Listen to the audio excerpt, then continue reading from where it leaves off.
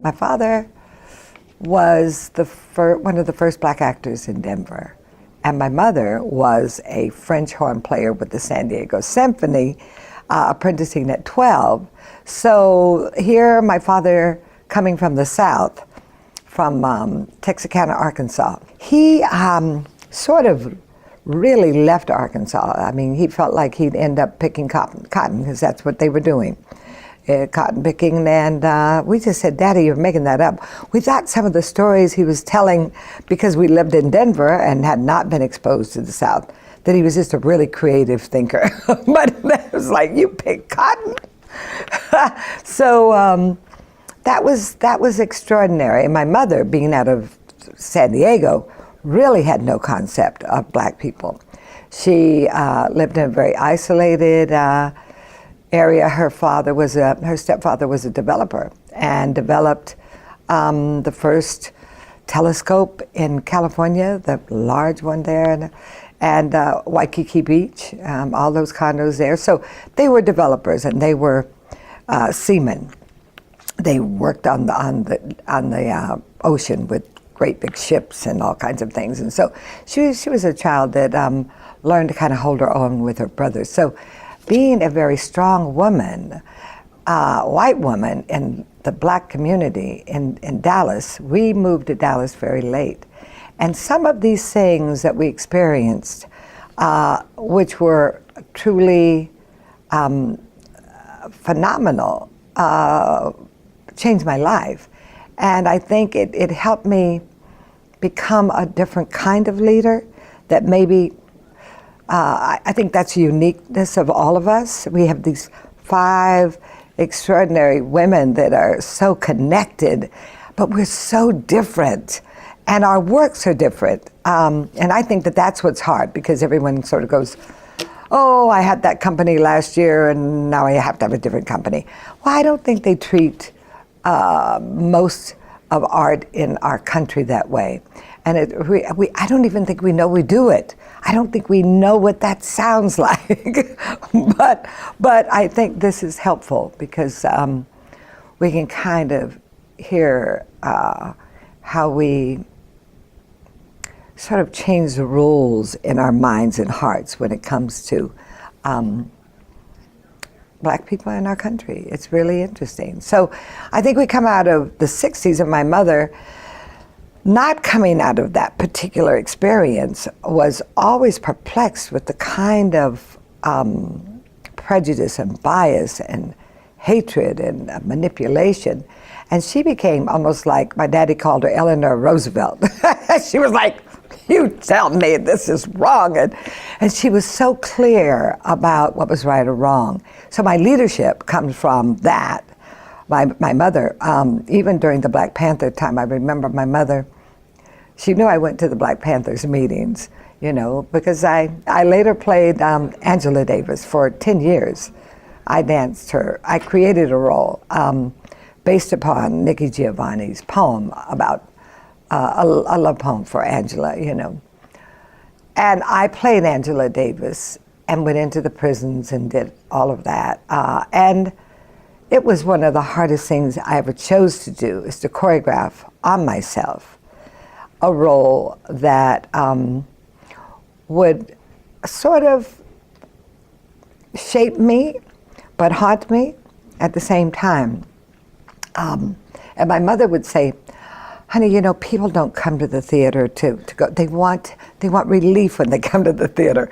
And so I love my mother very much, but I said, Mama, you don't understand. So that's the part of my daddy that I understood. It was that we have no other choice but to educate every time we get on stage.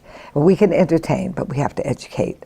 So she became a great fan. So as we sat around the table, my father, as an actor, my father was a musician as well. He was a jazz musician. So here we were. We had classical music in the morning. We have jazz music at night. So we really were quite blessed to come up with such diversity in our home.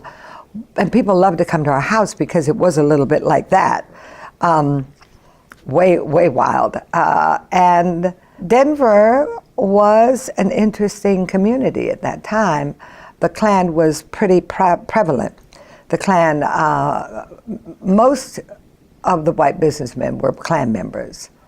And our Stapleton Airport was named after the head of the Klan. And so my mother was pretty aware of that. So it was pretty intense. And my father was always, every time we got in our little station wagon with all our 4 kids in the car, we'd always look and Daddy would say, "That's right, there's Mr. Charlie. He's following me again." So we were used to being followed by the police all the time. So I think that part of being judged before anyone knows your character, long before we knew about Dr. King, I felt like I had lived with my father as a role model of Dr. King. He had his principles and was born on January 20th. And so Dr. King's spirit, and we grew up with knowing about Harry Belafonte as an activist and Sidney Poitier. So those were the role models in my home.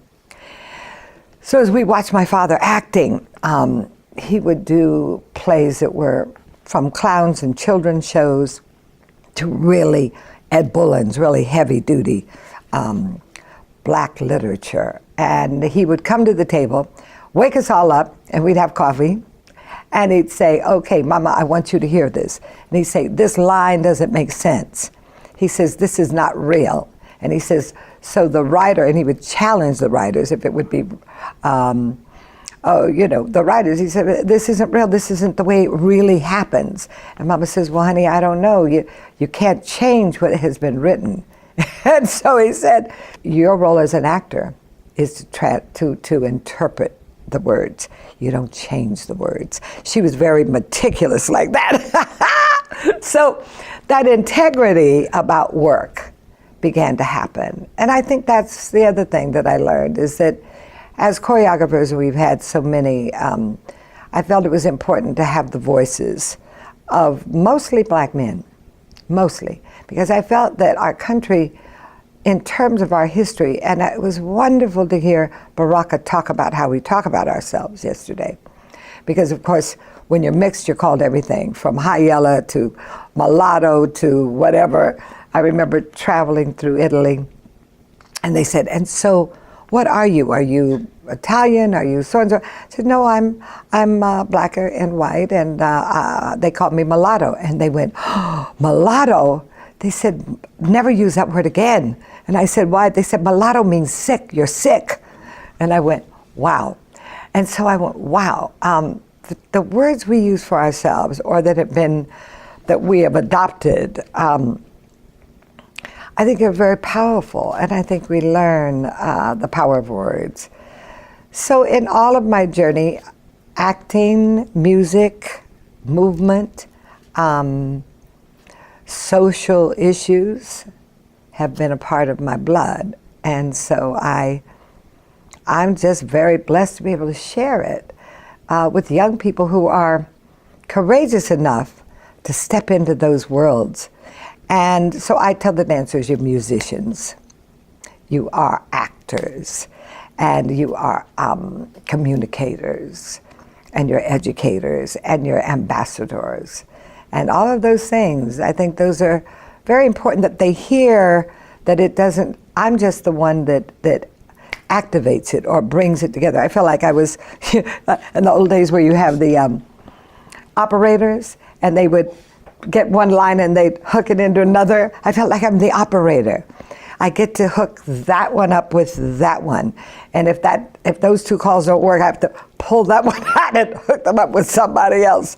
And that's been an interesting thing. I think, as I said, during the Black Panther movement and during the SNCC movement, that's what shaped me.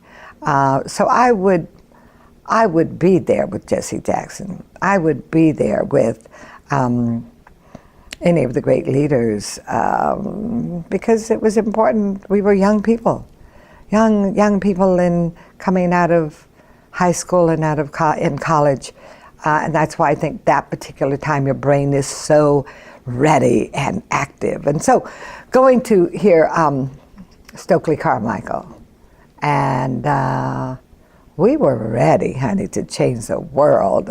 We were going to do it.